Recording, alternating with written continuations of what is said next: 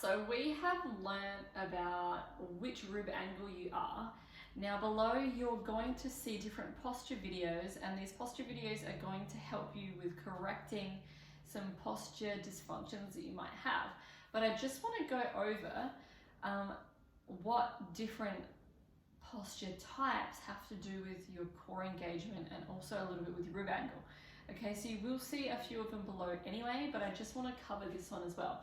So we have a few posture types, which is, let's just say, like a slouch, where you stick your bum forwards, which means that your glutes are clenched and that you might be rounded through your shoulders. And what happens in this position is that then you end up with a little bit of ab gripping, and you might find you may have a narrow rib cage that comes along with this, but you also might not.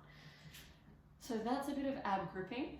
All right, so if you're in this position, we want to make sure that your bum is behind your body, which you'll see in one of the next videos, and that you're lengthening through the crown of your head. And this is going to create more space in your tummy so that when you go and do your core work, you actually have the room and the movement in your tummy to be able to do so.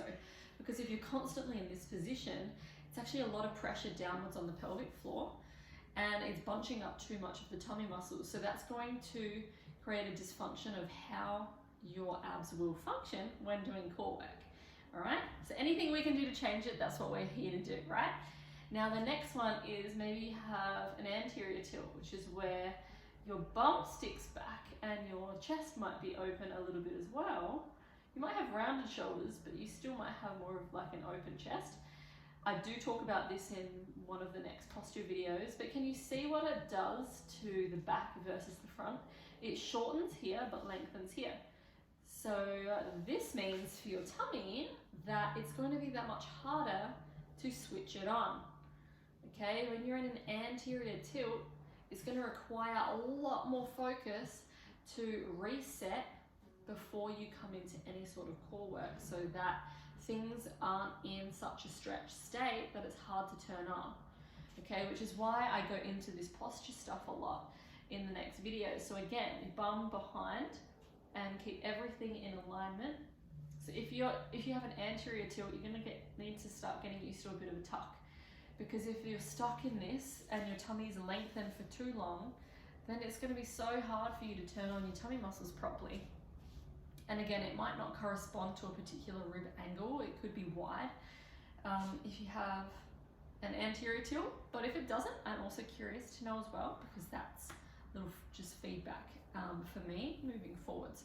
Okay, so all of this posture is going to have an effect on the function of your core, and we want to have the most function possible so that you get the most out of your exercises, or you're able to just help yourself. You know, if you're picking something up off the floor, that you're able to do so in a way that's benefiting your whole body, not just one area.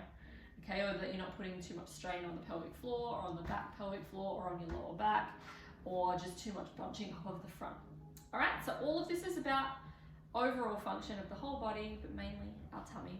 So enjoy the upcoming posture videos. Each week you will have a different one to do.